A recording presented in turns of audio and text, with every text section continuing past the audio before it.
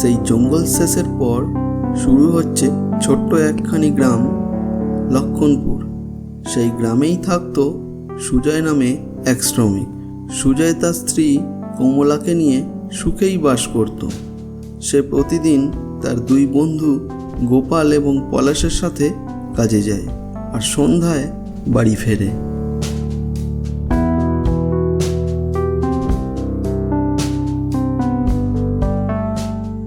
কি গো, তাড়াতাড়ি নাও, 8টা যে বেজে গেল। বেশি দেরি হলে ফিরতে তো দেরি হয়ে যাবে। সেই কখন থেকে বলছি, শুয়ে বসে না থেকে তাড়াতাড়ি রেডি হয়ে নাও। হ্যাঁ হ্যাঁ, আমার হয়ে গেছে, এবার আমি আসছি। সাবধানে যেও, ফিরতে দেরি করো না যেন। তুমি চিন্তা করো না, আমি সময় মতো ফিরে পড়ব। তাছাড়া আমার সাথে গোপাল পলাশ তো আছেই। যাই দেখি গোপাল পলাশের হলো কি।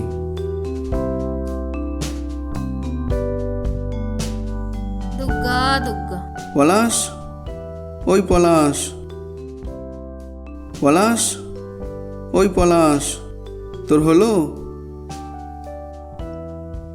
আমার হয়ে গেছে, চল। গোপাল কোথায়? ওই তো আসছে, চল চল।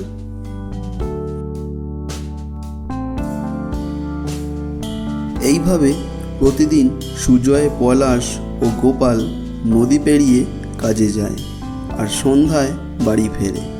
কিন্তু একদিন সুজয়ের কাজ বেশি থাকায় তার ফিরতে দেরি হয়, আর ওই দিনই ঘটে যায় এক অবিশ্বাস্য ঘটনা।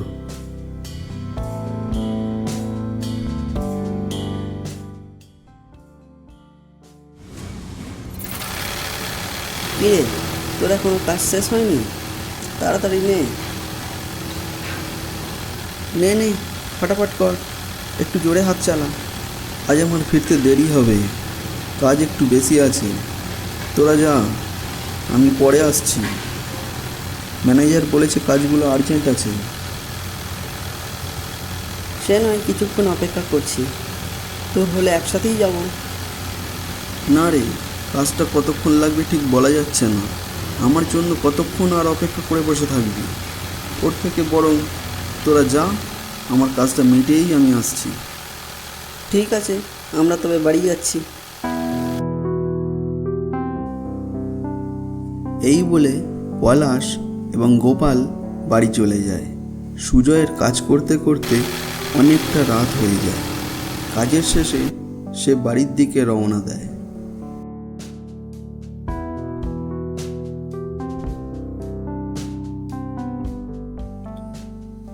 কাজ করতে করতে বেশ দেরি হয়ে গেল দেখছি। বাড়ি ফিরতে ফিরতে আজ অনেকটা রাত হয়ে যাবে মনে হয়। ঘুটঘুটে অন্ধকারে রাস্তাঘাট ঠিক মতো দেখাই যাচ্ছে না যে আজ। তাড়াহুড়োতে টর্চটাও নিতে ভুলে গেলাম। এদিকে আকাশের গতি খুব ভালো ঠেকছে না যে আজ দেখছি।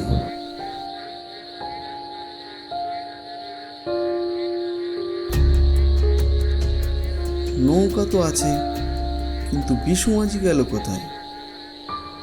মাঝি ভাই, ও মাঝি ভাই, কোথায় গেলে গো? বিশু মাঝিরা কখন কোথায় যায় কে জানে। কি যে করি এখন। এমনিতেও এত রাত হয়ে গেল, কমলাও বাড়িতে চিন্তা করবে। বের হওয়ার সময় বলে দিয়েছিল তাড়াতাড়ি ফেরার কথা।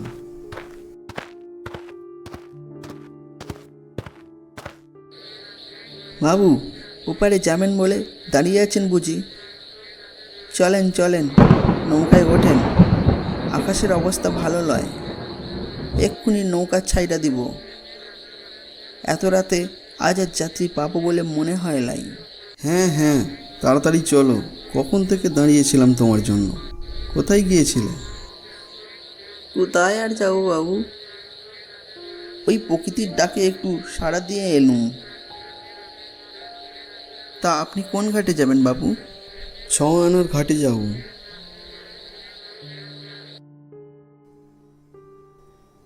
নৌকা ঘাট ছেড়ে কিছু দূর এগোতেই এমন সময় দূরে পাড় থেকে ভেসে এলো এক রমণীর কণ্ঠস্বর।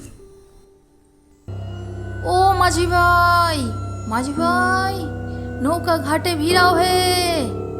মাঝি ভাই, ও মাঝি ভাই, তাড়াতাড়ি নৌকা ঘাটে ভিড়াও দেখি, আমার ওপারে যাওয়ার খুব তাড়া আছে গো। ও মাঝি ভাই, মাঝি ভাই, নৌকা ঘাটে ভিড়াও হে। কি জ্বালায় পড়লুম বলো দেখি, এই রাত বেড়েতে যত ঝামেলা এসে জোটে। দূর দূর দূর, কি আর করবে, মেয়ে ছেলে মানুষ রাত বেড়েতে বিপদে পড়েছে মনে হয়। নৌকা ঘাটের দিকে ভিড়িয়ে নিয়ে চলো, আর ফিরে গিয়ে কাজ নেই। না গো, খুব বিপদে পড়েছে বলেই এত রাত্রে বেরিয়েছে মেয়ে মানুষ হয়েও। নৌকা ঘাটের দিকে ভিড়িয়ে নিয়ে চলো।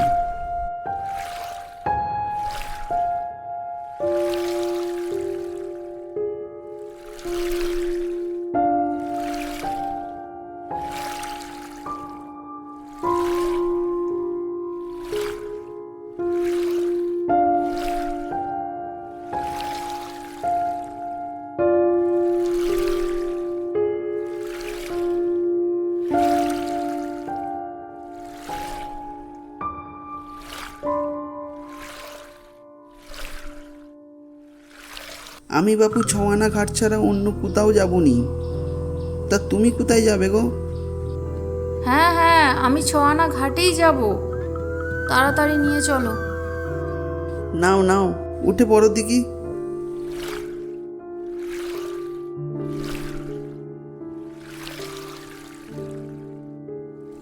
মাঝি ভাই, একটু তাড়াতাড়ি দাঁড় পাও দেখি, বৃষ্টি নামবে মনে হয়। মাঝ নদীতে যাবার পর হঠাৎ একটা দমকা হাওয়া বয়ে গেল। তার সাথে সাথেই ওই অপরিচিত মহিলাটির শাড়ির নিচের অংশ সরে গিয়ে পা দুখানি বেরিয়ে পড়ল। এতক্ষণে সুজয়ের দৃষ্টি গিয়ে পড়েছে ওই মহিলাটির পায়ের ওপর, আর তা দেখা মাত্রই সুজয়ের সিদ্ধারা দিয়ে বয়ে গেল ঠান্ডার স্রোত। ভয়ে গলা শুকিয়ে তার কণ্ঠ রোধ হয়ে এলো। সে কোনো রকমে দেহের সকল শক্তি সঞ্চয় করে মাঝিকে চিৎকার করে বলল, মাঝি ভাই, তাড়াতাড়ি দাঁড়াও, আমরা জলার পেদনির পাল্লায় পড়েছি। বলো কি বাবু, পই পই করে বারণ করেছি, তখন শুনলে না আমার কথা। এই আপদেরই ভয় ছিল আমার। রাম রাম রাম রাম রাম। তোরা সব বুঝে ফেলেছিস দেখছি। সব যখন জেনেই ফেলেছিস, তাহলে আর শুভ কাজে দেরি কেন রে? আয়, তোদের এক একটা ঘাড় মটকে রক্ত চুষে খায়। কতদিন তাজা রক্ত খায়নি রে। রাত বাড়লেই যে মানুষের এখন আনাগোনা বন্ধ করে দেয় ঘাটে। এতদিন পর আজ তোদের দুজনকে ভাগে পেয়েছি, আজ আর ছাড়ছি না।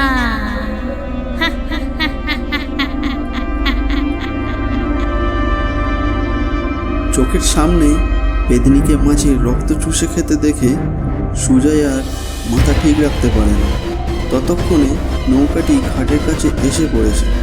সুজয় কি করবে বুঝতে না পেরে জলে ঝাঁপ মারে।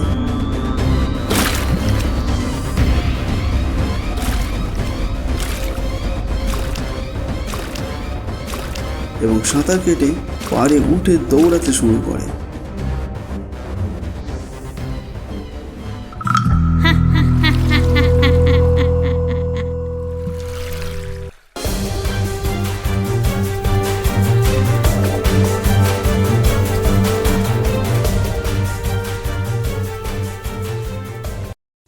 লোকটা সেই কোন সকালে কাজে বেরিয়েছে, এত রাত হয়ে গেল, এখনও তো বাড়ি ফিরল না।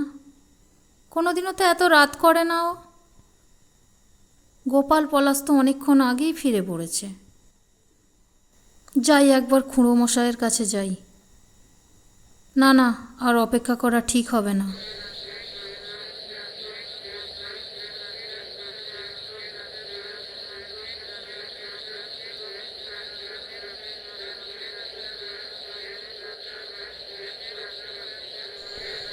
খুঁড়োমশাই, ও খুঁড়োমশাই, খুঁড়োমশাই, ও খুঁড়োমশাই। বলো মা, বলো। সুজয় এখনো বাড়ি ফেরেনি, একবার দেখতে চলুন না। চলো মা, দেখে আসি। কমলা খুড়োমশাই ও গ্রামের কয়েকজনকে নিয়ে সুজয়কে খুঁজতে যায়। কিছু দূর গিয়ে দেখে একটি মন্দিরের স্থানে সুজয় জ্ঞান হারিয়ে পড়ে আছে। তারপর তারা তাকে তুলে নিয়ে আসে।